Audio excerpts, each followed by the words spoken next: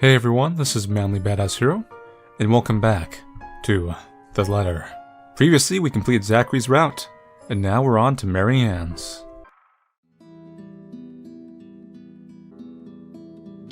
7:15 p.m. Numbers are still lit on top of my screen, and they glare at me with such intensity that I can just hear their accusations. I'm late for a night out with the girls, yes, but I have a perfectly good excuse. Jeez. Marianne, is that a self-portrait over there? It's very anime looking. Considering I didn't follow typical office hours, they really don't expect me to be able to just go as I please at 5:30 on the dot. The client is, first and foremost, my priority. I have to sit tight when my personal assistant, Chris, tells me we have a big one coming up, and then I shouldn't miss this one. You know, there's a lot more on the who's who and the what's what when it comes to these socialites, and I trust that judgment call. I really don't have time for rich people, their drama, and their politics. These sort who were born with silver spoons in their mouths, and who were used to wagging their silver tongues about. I let him handle negotiating with them for the most part. Why else would I have hired him? But he told me I'd receive a message about it an hour ago. Now, if only he has the full shilling when it comes to the time. Oh, I could have the full shilling. Of course. Come on, I have a social life too, you know. To an extent. Sort of. Oh god, I hate that noise. Pressing my head against the table, I try to stave off an oncoming headache when the notification for a new email pops up. All I'm expecting is a, "Hey, this looks good, like a good project I found, go send my design," or something like that. Really, that's how it often goes. Even with these rich, jammy clients who heard me from their equally rich, jammy friends, I can't expect them to hire me off right off the bat. Which is all well and good and reasonable. We figure out what they want, send them my portfolio, my drafts for their projects, my rates, and hope for the best. It's a big client, Marianne.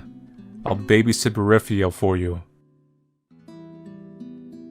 Just please take this one project. I promise this person is huge in Luxborn. See, Mr. Parker is a formal request to secure the services of Marianne McCullough, hereinafter called the designer. As authorized by Hannah Wright, hereinafter called the client for interior design. Oh my god. Mansion. The client hopes to have the designer there on 21st October, Friday, with the time pending. Well, is it really professional? But as I open the mail and see that I've been requested by the client specifically. Well, I certainly didn't expect that, and it's pretty straightforward too. Anyone else would probably be excited. They would be working with the Hannah Wright. She's just one of those rich socialites that everybody loves to talk about, no matter how hard I try to tune such nonsense out. It would have been enough for me to reply in affirmative to Chris and leave, but he has never pleaded for me to take a project before. It's all about the money. We've worked with big personalities in the past, too bad I'm going to die in the process. Celebrities, bankers, and even a few politicians. My PA had been indifferent about those. So the question bounced about my skull before I spy one of the email attachments. A newspaper clipping for the Luxborn Daily's business news section boasting the headline, Wright Enterprises donates £2.5 million to refuge. It certainly caused quite a stir back then. Apparently they had invited businessmen and socialites everywhere, in the guise of it being some big business announcement. $2.5 million and an expensive looking party to boot. These people sure know how to throw their money around. Not that I should be so callous. They're going to do a lot of good and help a community of people with all those pounds. I, of all people, shouldn't criticize such acts whether they are for show or not. At the very least, I know they'll be able to pay my rates. It'll cost you exactly $1 million. You know what? Just write me a check for like whatever you have. And by have, I mean all of it. With the headline out of the way, however, I find myself staring at the picture that came along with the clipping.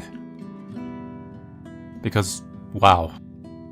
Here I am, expecting a sour old woman in a blazer and a skirt. But the woman that was plastered on the front page looked like she belongs on the front page of the entertainment section, or even, if I'm to be crass, as a pinup for a glamour. Okay, I'll be real here, a men's magazine. She sure knows how to rock that dress. ... Wait.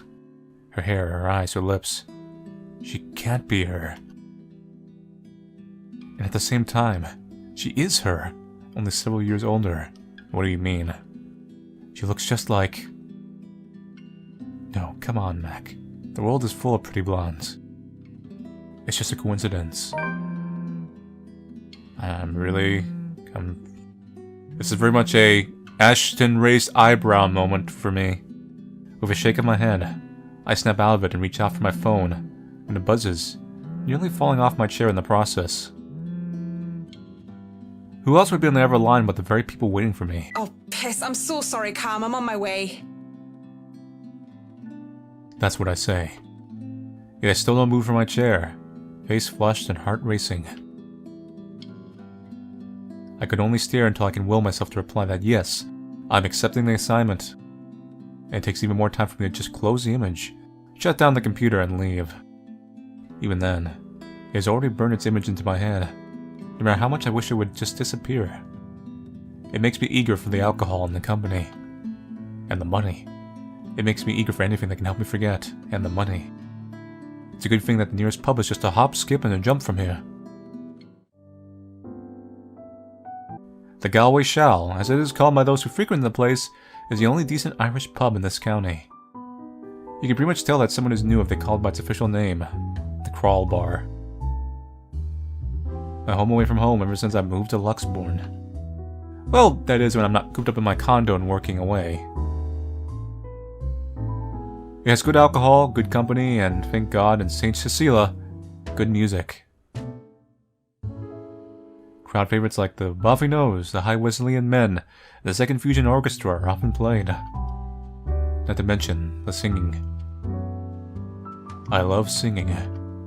Anyone could just break out into a drinking song, and the others in the pub were just wonderful that they'd start singing along. And doing so while intoxicated is the best ways to go about it. Hey, it's a win-win as long as I don't puke in the middle of the chorus, and as long as I can get home in one piece at the end of the day. And tonight is karaoke night. What better time than to try and sing all my worries away? That's what my intoxicated brain tells me. The ghost of guilt and sorrow remembers who I am, and in the prison of my heart, I was my only slave. It feels like the accent dropped completely during that singing. But drinking only reminds me of my home, and the thought of home makes me think of her. But in the depths of my cold soul, I'll leave the burden and despair. You know, karaoke doesn't really work if I don't hear the music you're singing to. I just have the background music and it seems like really awkward. Like someone singing in the shower awkward. It makes me nauseous. It sickens me that the smallest reminder of her can cause me such grief. I'll fight for what's worth fighting for. Forget the fear, forget the rest. Just forget. There's no music in the background. So I'm just gonna read off some random things in my head. Of course, that might just be the booze. Any other day, I would have scolded myself for drinking so much. I lied to the Lord, I lied to myself, I lied to you and everyone I care, until there were no more lies to tell. And then I became a letter player. On that YouTube, subscribe today. I also take donations of $1 into this hat I am placing in front of you. Check out the Patreon. But I already have a client, and we'll be having our first little meet and greet in a few days. Cowardice is easier than being brave, but at last I found the strength I lost to sing my love letter to you. My love letter to you. 'Cause people can lie, but my lone heart beats true. Oh my god. I want to at least enjoy this night, get over the hangover tomorrow, and return to being a prim and proper professional after. That song was lucky bride to be. So give her a hand, Galway Shell. Woo, Cam! Yeah, you don't know who you are, but you know, we're drunk. Considering the state I'm in, one can excuse my smug grin as cheers and applause rise among the pub's patrons. Oh boy! Because, possibly off-key public singing aside, I feel like I'm on the top of the world right now. And that's a good reason as I need to belt out in front of these strangers. With good drinks and good friends, there's nowhere else I'd rather be tonight. And I forget for a short while. And that song was brought to you by Marianne, Miguel, everyone! A round of applause! Oh boy. That was so good. You rock, Marianne. Yep, sure. Oh, please stop. You're just saying that. You know neither of us can hold a tune, Marianne. A toast to our shameless drunk singer. May your drinks forever flow and your notes be ever lovely. If anyone deserves a toast tonight, that's Cam. Finally sealed the deal after 3 years, eh? Read 'em and weep, bitches. Camela's diamond engagement ring gleams as she holds it up for all the world to see. She has reason to be proud. 3 years of living together, and her boyfriend finally asked her the big question. Obviously, she said yes. Don't get too attached to that ring or the one after, sweetie. I was wearing a wedding ring not so long ago, and look at where I am. Singing karaoke? But enough of me being a downer. Cheers to a happy engagement! As some random dude does commentary over you? Such a sad life.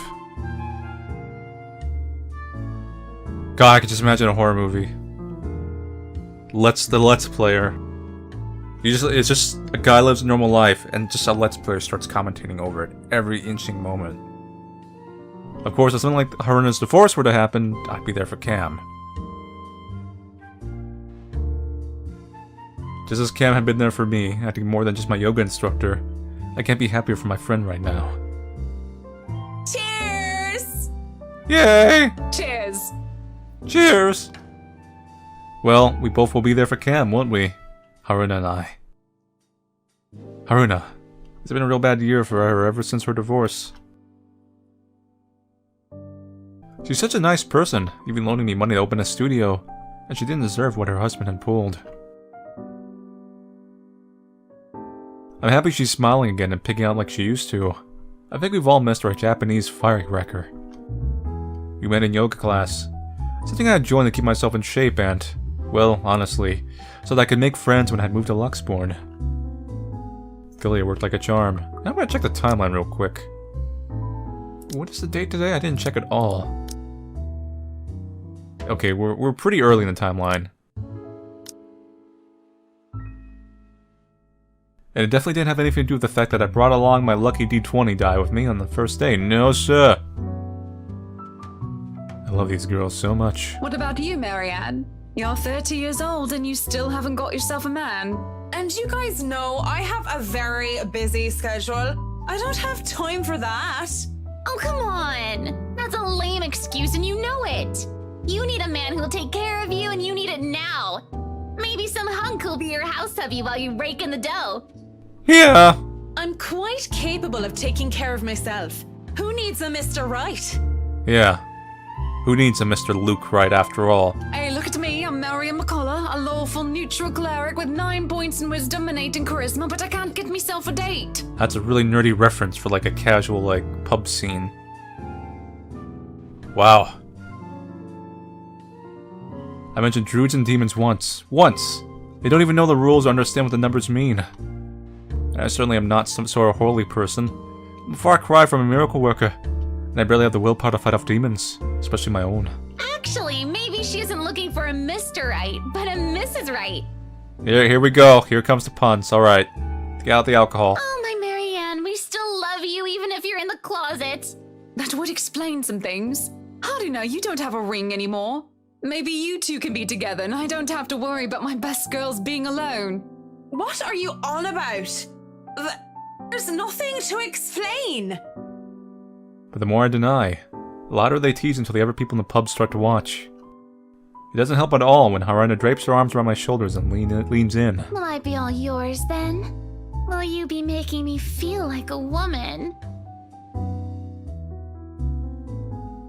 I know that you're just kidding around, but this doesn't make me feel comfortable in the slightest. So when Kamala notices my silence and Harina sees the expression on my face, they stop. And when the awkward air settles over us, the rest of the pub goes back to whatever they were doing before the whole thing ever happened. They probably won't even remember it when they wake up with a massive hangover anyway. Sorry. I need more beer. Me too. Hey, no hard feelings, right? I raise my glass. They smile. We drink. There's no need to say more. We're all definitely far too drunk tonight. Eventually the fun times end. It is a weekday after all. And if Harina being a nurse, she still has to get ready for her next shift. Drinking before the job. Cam also has a loving fiance waiting for her at home. It really didn't have to make a fuss about having left some buns in the oven when she took off early. Really, I understand. I was the one who insisted, who was determined to get pissed drunk anyway. Moving to the bar, I sit. Alone at last. Alone with a stranger! I haven't seen him here before. Obviously not a regular. He hasn't said word, and just sits there savoring his drink. With his whiskey served neat in one hand and lighter in the other. It doesn't seem like he's noticed me yet. Maybe I should go before he does look my way. Because he was pretty and he was blonde, and those two things plus alcohol never did me any good. I thought too late. Ah! Judging by the way his flushed face and dazed look in his eyes, he's as pissed drunk as I am. Whereas I feel like keeling over, he looks like he's still ready to take the catwalk by storm. Really, he just has the air of one of those men who think they own the world. Hello there, sexy. Hello, Please whiskey. don't stand up on my account. I already like what I see.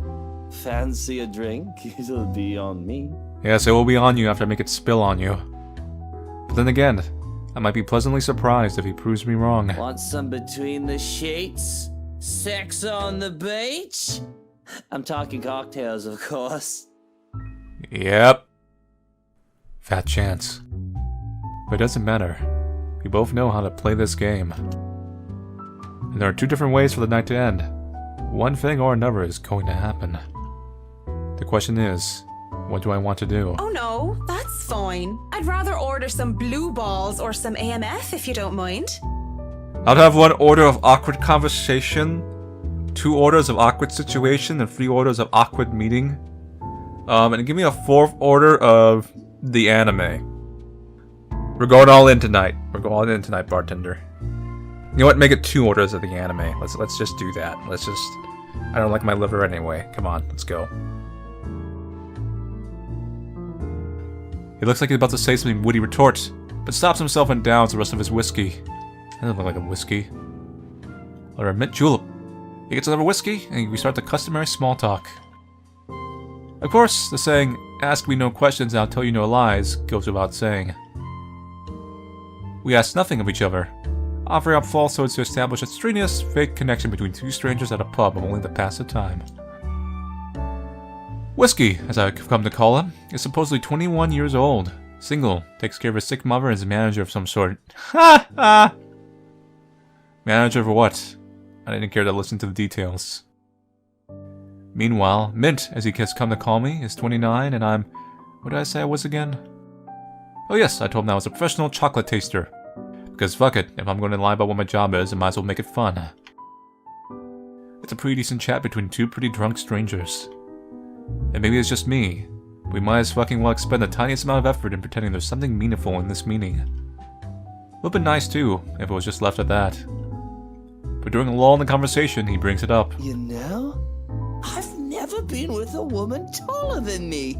Luke, are you actually supposed to be short? Is there a stat for this?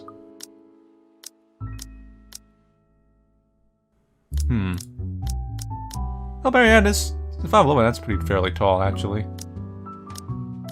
So if Luke is shorter than that. And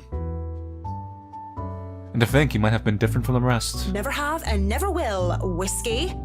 Can we go back to the history of chocolates? Did you know that chocolate candy was introduced in 19th century England as a healthier alternative to alcohol? Good that did. St. Lucy was the most beautiful woman of her time. She had men come from the four corners of the world just to see the pure light of her exquisite green eyes. If she were so lucky, anyway. No, enough of the history lesson. Come on, Mint. You know and I know what you came here for. Oh my god. But not every suitor was gallant, and she was no fool. She had known that sooner or later, she wouldn't be able to defend her chastity. Come on. There must be something that gets you going. Not you. So she had taken out a knife and gouged out her own eyes. There is something, but I don't think you can handle it. Impressed with her devotion, God restored her eyes and made them more beautiful than before. He has a peculiar sense of humor, hasn't he? Because it only meant suitors kept going after Lucy, and she kept her eyes in the chalice to scare them away. Oh, I'm pretty sure I can handle whatever it is. So I'll just need your checkbook, your credit cards, the deed to your house. Yeah, let's see if you can handle this, buddy. Saint Lucy, help me. Help me turn away from sin. Help me with my own blindness. My place isn't too far from here. I won't take care of you if it ends up being too much for you. Ah! And no one will be able to hear you if you try to scream.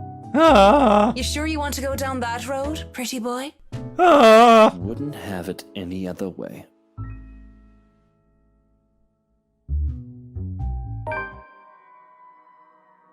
The best thing about having my condo so close to the pub is the ease of access. As long as I can still stand and walk, I can make it home. Maybe I need help from a kind neighbor to help me with the last leg if I've really gone overboard in the alcohol. But I always made it home. Sometimes, with company. Of course, that always comes with complications, especially of the real clingy ones. But it isn't anything a good tip about stalkers to the building security can't fix. I'm always nervous though, even if this isn't the first time I've done this. In the first few minutes when we enter my room, in the first few agonizing minutes, where I try not to panic. Okay, Mac, so far so good. Don't let him smell your fear nor all that liquid courage. He'll leave sooner or later, and I'll never have to see him again, just like every other man before him. I like to say to myself that the men I've brought to my place were more scared than I was. Yet there is no fear when I look into Whiskey's eyes, only delight. When he starts touching me, I don't even hesitate when I push him against the door. Roughness is to be expected. And as long as he sticks to the script, everything will go smoothly. We'll have a little tumble in the sheets. He'll leave, we'll forget about it. If somebody asked what I really wanted, I would have told them that I wanted a bed of roses, chocolates, and music, maybe in an Irish castle. But all I really want is her, and that's never going to be a reality. That was my fault, of course, because I was afraid, because I was a coward. They would never hold a candle up to her. She was the light of my life, and I hadn't let her go. I can't even be bothered at the thought of her. Just a single thought of her makes my resolve to see this affair through waver. Wait. What is it now? Yes, what is it now? What's it gonna be, Marianne? To sex or not to sex? I'm gonna go say I'm safe one, that's what I'm gonna do. I want to see how this branching works. Huh. We're actually all in the beginning of the route. Wow. Jiminy crickets. I can see we can drop the relationship with Luke. So this is why Luke's relationship starts relatively high. With Marianne.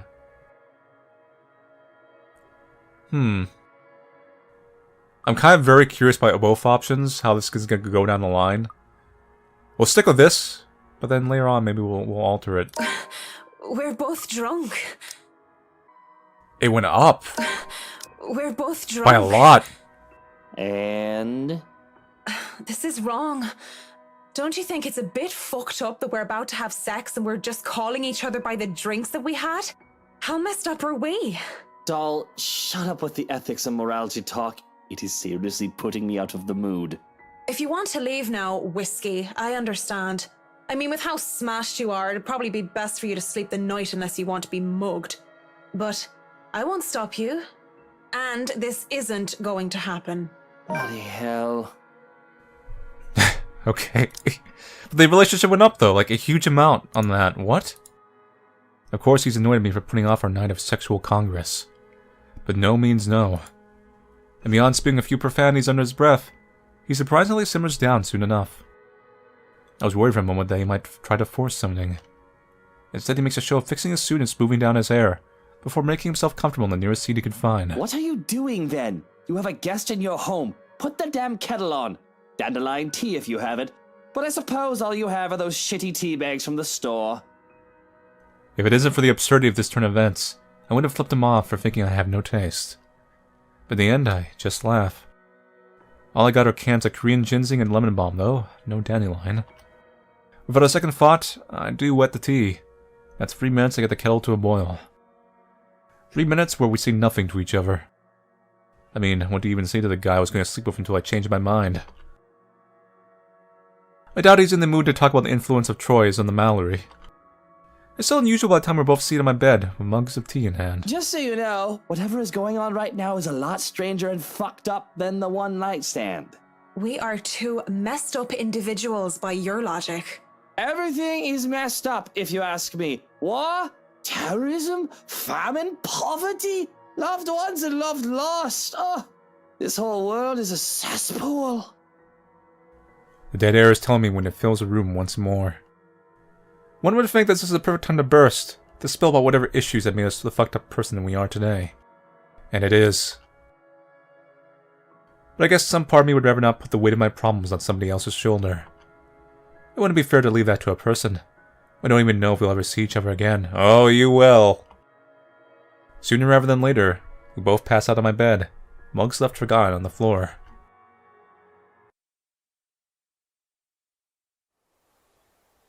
When I wake, whiskey is already gone.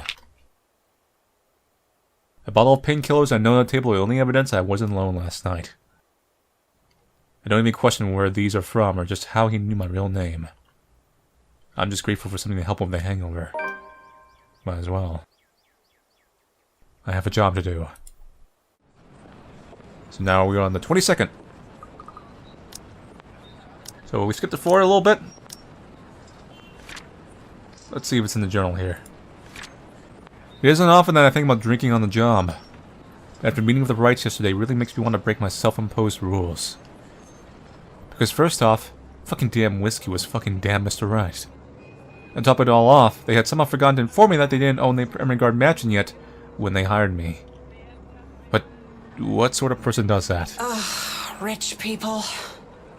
Considering Whiskey knew her name, I wonder if he looked around and found her name out, or if he knew who they were ahead of time. I could do nothing but twiddle my thumbs at this, however. Twiddle my thumbs and wait for the go signal. It's not like I can accept it for smaller projects. This is a big job, and I should be ready to start on it at any time. Not to mention that my PA practically begged me to be patient and wait this out. It was a hard decision to agree, but I did so in the end. Besides, I'm doing this for the Ermengarde mansion. Not for anything or anyone else. I'd have a headache whatever I do anyway. I'd go to the pub again, but seeing what happened a few days ago, I'd rather not end up in a bed with another potential client. That might be a huge leap in logic, but the library is the next best thing after the pub. I'd have to go there anyway. I need more books. For Dad. Plus I'll need to return the ones I borrowed last time. But I need a new book or two to read for myself while I have nothing to do. Isn't such a bad idea, either. So on a Saturday morning I found myself going to the only library in Luxbourne too. Hopefully cool off.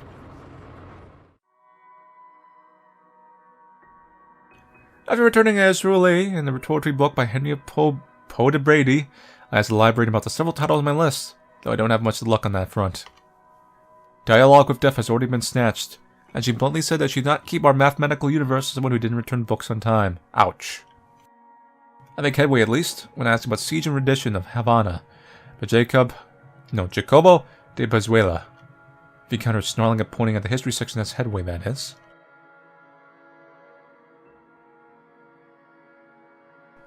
The history section is devoid of any other except for myself and a redhead, Rebecca.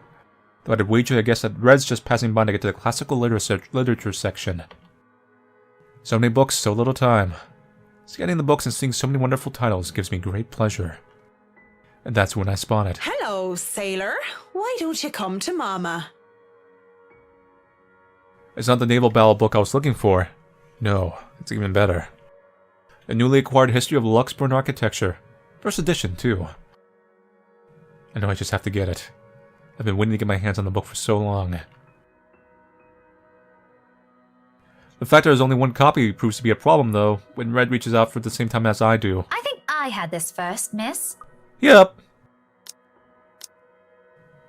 I can only stare her down when she refuses to let go of the book. Refusing to let go of it as well, I raise a brow at her in the hopes that the fact that I was significantly taller than her would intimidate the girl. Even then, she refused with a rebellious look. This isn't exactly light reading, miss. Oof. I mean, do you even know which architect was at the forefront of 18th century Irish architecture? Off. A beat. She blinks and I can't help but the smirk on my face, which is wiped off when she opens her mouth. Edward Lovett Pierce, who established the Palladian style through his work with Castletown House and the Irish Houses of Parliament. Oof, it's going down. This bridge was destroyed in this year to delay French troops while under the regency of Mary of Guise. We gotta fight, let's do it. Take your bets. This is not what I was expecting. Let's be honest. How many people would know these history facts? Aside from me, anyway. Going right to the obscure ones, aren't you? Easy enough. Tullybody Old Bridge in Clackmannanshire, Scotland, on the January of 1560, if we want to be specific. Suddenly, it's a game where we throw these history questions and facts at each other. Back and forth, in hushed tones, unless we want to be thrown out of the library. I wait for Ash to sneak up and just grab the book, check it out. His ringtone playing the entire way. After a while, it goes from some strange competition into this strange, but friendly banter, if it could be called that.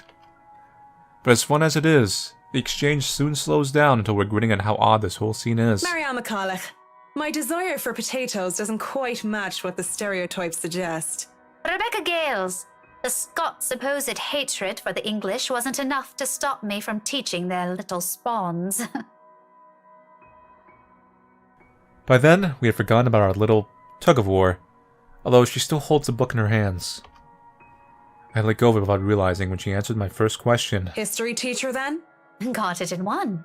No wonder you gave me a run for my money. Now, if we're talking about architecture, I'd blow you out of the water. You're from where? Luxburn Uni? Oh no, just St. Goretti's. Ah yes, St. Goretti. You'd think a school would choose a more appropriate saint to name themselves after, especially when they have very young students. And I'm guessing you're an architect, if you're so confident about the subject. I wonder how you figured that one out. Interior designer, Miss Gales. Please, just call me Rebecca. You aren't one of my students, are you? Marianne, then. I could have said that I was an architect, but there's no point in explaining why I wasn't one anymore. So, I've never seen you before. I'd like to think I've met every history aficionado in town. I blame the rock I've been hiding under, of course. That, and I'm usually only here on the weekdays if time allows. Work often has me meeting clients on the weekends. That must be interesting work. It allows for some creative freedom, sure, but it's like working with children sometimes. Though you probably have it harder working with actual children. The hardest part is convincing them that your idea is their idea. That sounds exciting. It is! But isn't that true for any workplace, though? We just cross our fingers and hope there aren't any man-children in charge of important things. Any big projects right now? I can't imagine that interior designing is a frequent thing. Oh, I'm gonna be working on, the Death Trap Mansion. It's a really good place. A lot of room to expand, a lot of room to kind of improvise, kind of have a nice mixture of old architecture and new, and just like an overall balanced, classical interior decorating job, and just a high chance of me dying horribly. I'm working on the Great place. Ermengarde mansion. Lucky me. That mansion, Intach, wonderful, breathtaking. I can't wait to start in it. Now that is beautiful architecture. A pause. It looks like she wants to say something at the mention of the house. I'm not surprised. That place is certainly popular with the locals, especially with the urban legends attached to it. In the next second, though, she seems to think better of it and drops what she's about to say. So, do you have a portfolio or anything I can take a look at? I'd love to see your designs. Maybe you have some on a tablet? I've met some designers before, and they're always going crazy over these virtual room apps or another. A tablet? Please. Callicrates didn't need those silly iTabs when he built the Parthenon. I certainly don't need one to design a house. We just want to look at some photos.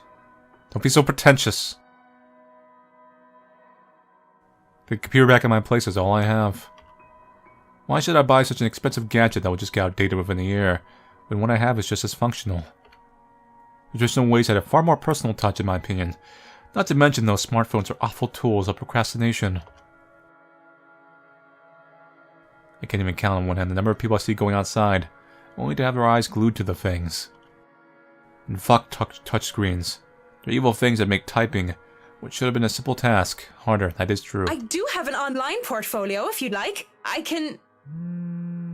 Speaking or faking of the devil seems to have summoned it. Speaking of the devil, and he appears. Because before I can even carry on, Rebecca's attention wanes as she pulls out her mobile.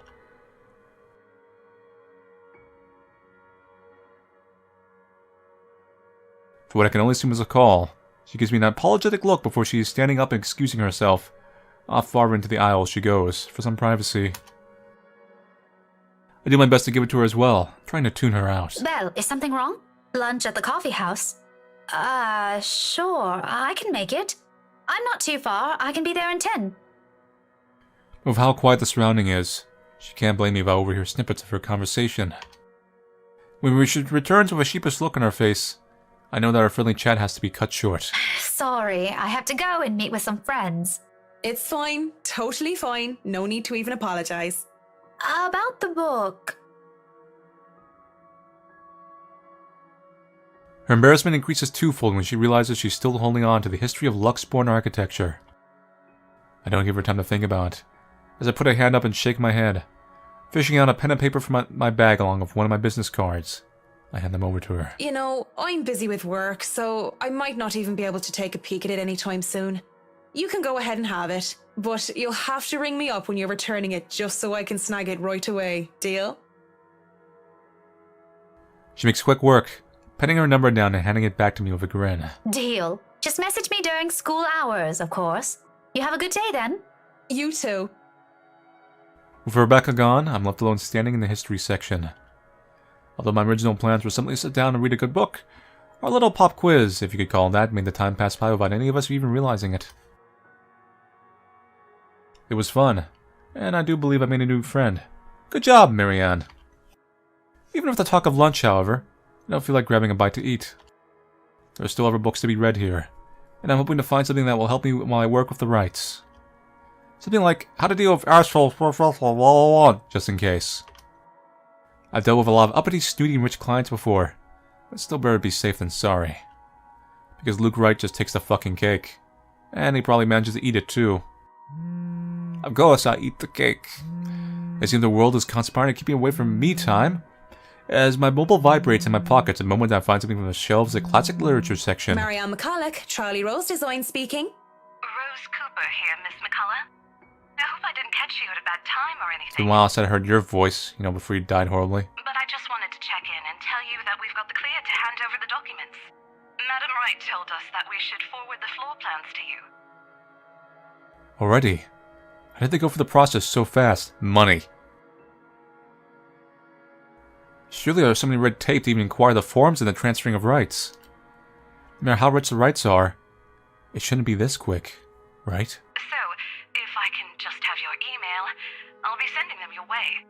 I'd actually like a physical copy of the floor plans. Oh, I suppose that's fine. I'm not at the office right now, but I can inform Miss Santos of your request. I'll make sure to drop by the office after lunch if that's fine. Not a problem. Right. Well, cheers. Right. Cheers. I don't know. I just don't. There was some sort of deeper miscommunication when we last met. These things take time. It's been, what, a day? Less than that even. There isn't even a point in trying to make sense of these people who seem to be larger than life.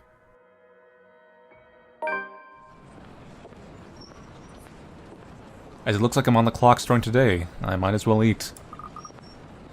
Everything's looking down here. Normal. Grabbing some fish and chips from one of the street food stalls, I find a table to spend some time with a copy of Marquise de Sade's The Crime of Love, since Rebecca left with the book I wanted. I've read this one before, along with the rest of his works. This would be the 18th time, in fact. It's always nice to read through it again, but I don't have the time to enjoy something new. Besides, when you're dealing with people so filthy rich that they just end up plain filthy, you get a good old Marquise sound advice. La blessure se trouvant sans aucune sorte de conséquence. The wound being without any consequence. Of course, it's folly to think that things have no consequence, and everything actually does. Briar Realty Corporation's Luxbourne branch isn't too far from the city center, just a few blocks away, and I can easily eat and walk. I'd rather use this time to get rest before I go into a flurry of activity. No doubt there'll be so much to do once we get hands-on with the mansion. Still a lot better than working on another condo, at least. Marianne has really not encountered the ghost at all. Then again, they've only stopped by like once. Surely, no matter how much BRC and the old owner has put into the restoration and preservation of the place, any big repairs would be superficial at most. I'm quite certain that, in their taste to sell the property, they did a rush job. It isn't an infrequent thing to do despite now it is frowned upon. I'm pretty sure they went nowhere near the house. Talk about rush job, they probably did no job. Damn thing's cursed. There'll be a lot of hidden issues I'll need to weed out, and I have to make sure I find every single one of them, especially the more serious damages. Structural integrity is definitely on the top of the list we will have to consider. The building might look sturdy, but it is centuries old.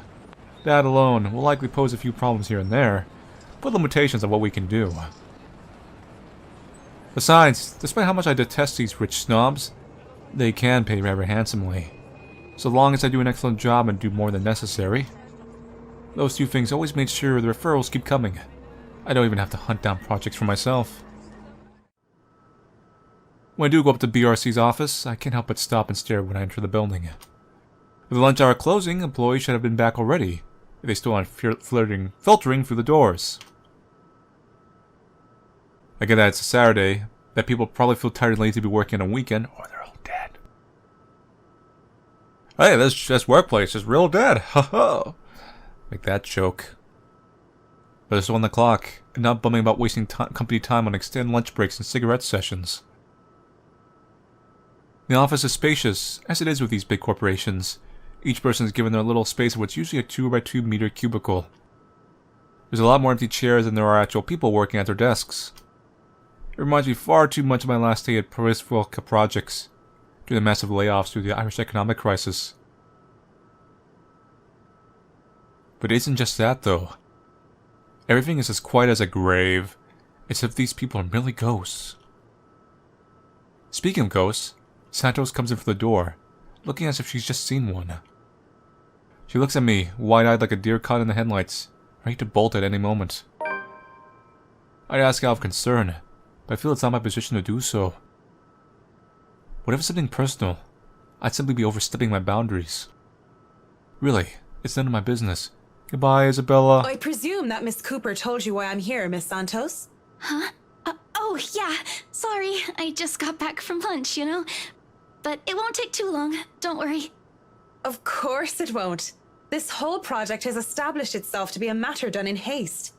That is one impressive ponytail. I do hope it doesn't mean that people are being careless in their duties. I guess it's technically more of a high tail. She flinches and looks like she doesn't quite know how to respond to that. Thankfully, instead of opening her mouth, she leads the way towards her station and goes to fetch the floor plans. It won't take too long, as she said, but does take a bit. Time spent to compose herself, most likely. You know, we usually just email these things. I prefer the real thing. Not that you would know. You probably have your nose stuck in front of a smartphone when you're not working, and even when you should be working, playing those mindless addictive games. I definitely wish Chris would stop playing that bat cat thingy during work hours too. I know what you mean. Digital painting is nice, but nothing beats the smell of real paint. Not that I go and smell paint like a crazy person, but, you know, the real thing is different. Isabella seems so much more awkward now that I'm viewing from an outsider perspective. More so than usual. Wait, what? Yes, nothing is quite like the real thing. Checking out the floor plans, I see that I have a lot going for me. Now I know how Ray felt when he found Central Park West floating floor plans from that one movie.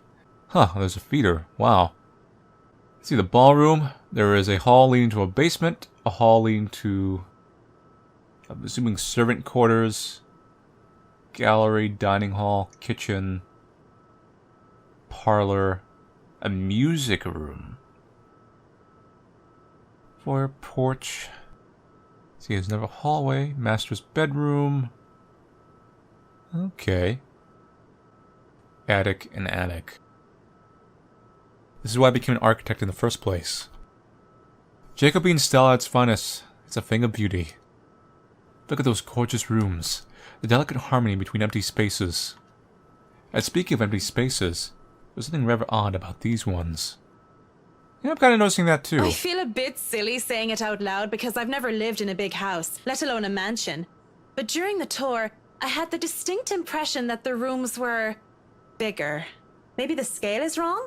It's not much of a problem, and it is an old house. There have been little details here and there that I'd like to have addressed during the opening house too. But it was all forgotten in the wake of Miss Santos' incident and the trouble with the ownership. The wine cellar is going to be a problem. I showed her what sort of repairs he did to the place.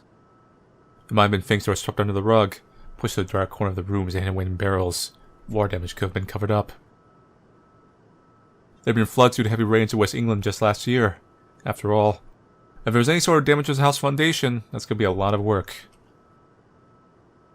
I was unable to look at the attic as well. For all I know, a whole family of vermin could have made their nests there, or a bunch of ghosts. Working with pest control is always the worst. The sheer size of this place is staggering, even if I did just say it was a lot smaller than I thought. Might just be biting off more than I can chew, but who doesn't like a good challenge? First things first, I'll have to... So, do you want a coffee? The one from the staff room is pretty decent. There's really no need. I'm sure you have rules against it. Rules against bringing someone coffee? That's ridiculous, and even if there were regulations against it, nobody's really here to tell Sir John.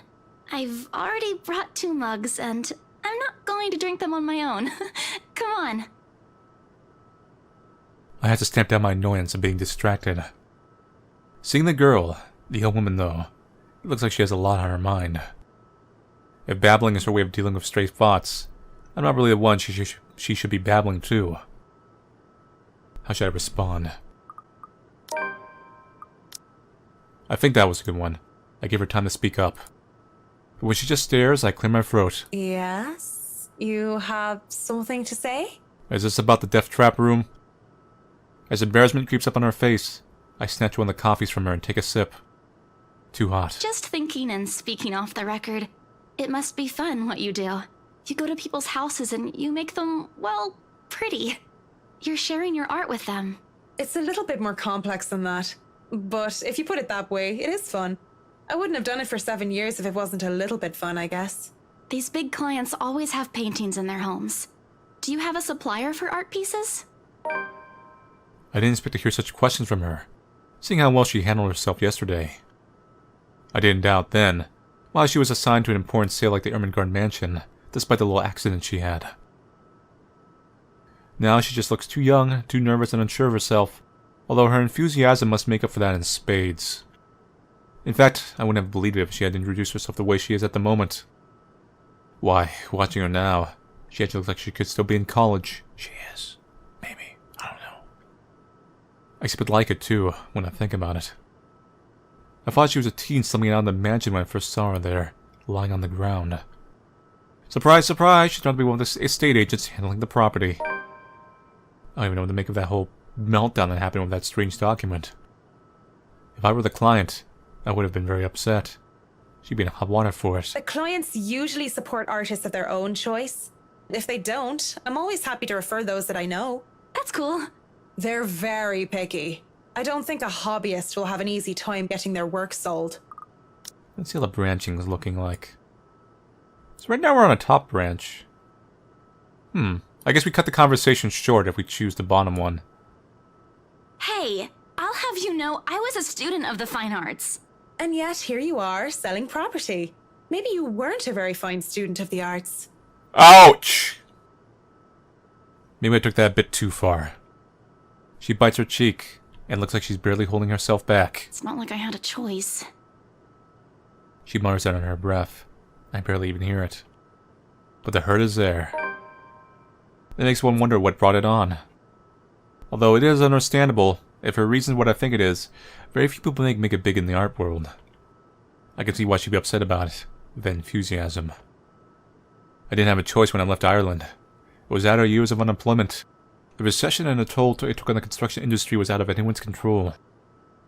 I don't know what choice she wasn't able to make, whether it was about her being at art school or something else. But the world isn't a fair place. And the sooner she accepts it, the better. Still, with that formal look on her face, I can't help but sigh. The girl reminds me far too much of myself when I was younger. Well, if you're thinking of commissioning your paintings, I'll have to see your work first. Oh, it's not... I didn't mean it like that. I don't have any paintings. Really? You sounded a lot like you still did art or want to. Now I'm starting to worry that you might just like the smell of paint. I'm not a paint huffer, sheesh. I just mean I don't make much anymore. I don't really have the time for it. The tools and materials aren't exactly cheap either. Everything has a price. It sounds like you're making excuses for something you're presumably passionate about. If you really want to practice art, a little out of your wallet isn't much. It's not that simple. It's not? Life's simple. People just like to make it complex. Speaking off the record, I have some advice for you, kid. Grow up, kid. Either go for what you want, or stop thinking about it when you have something else.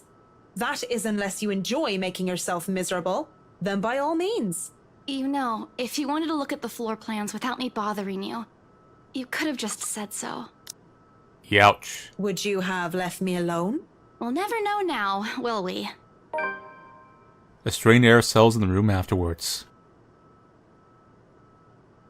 It doesn't help that she doesn't immediately leave as she has said, lingering awkwardly by the door with that downcast expression.